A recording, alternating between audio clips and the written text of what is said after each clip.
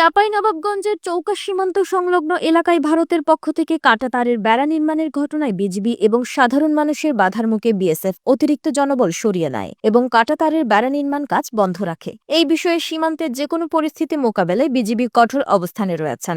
BGB ওই এলাকায় bunker করে অবস্থান গ্রহণ করে। বুধবার দুপুর 2:30টায় দুই দেশের অধিনায়ক পর্যায়ে পতাকা বৈঠক অনুষ্ঠিত হয়। বৈঠকে সিদ্ধান্ত হয়েছে আপাতত কাঁটাতারের বেড়া নির্মাণ বন্ধ থাকবে, তবে দুই দেশের সেক্টর কমান্ডার পর্যায়ে আবার পতাকা বৈঠক অনুষ্ঠিত হবে ভারতের মহদীপুর সীমান্ত এলাকায়, যেখানে কাঁটাতারের বেড়া নির্মাণের বিষয়ে সিদ্ধান্ত গ্রহণ করা হবে। 59 বিজিবির অধিনায়ক জানিয়েছেন, পিলার 177/2 এসে আনুমানিক 100 গজ ভারতের অভ্যন্তরে চৌকা মাঠে জিআর নম্বর 047372 MS 78D/2 কাঁটাতারের বেড়া নির্মাণের জন্য 119 বিএসএফ ব্যাটালিয়নের সুখদেবপুর বিওপির বিএসএফ সদস্যরা মাটি খনন কাজ শুরু করলে চৌকা বিওপির বিজিবি টহল দল পতাকা বৈঠকের মাধ্যমে বাধা প্রদান করে। এতে এলাকায় উত্তেজনা সৃষ্টি হয়েছে।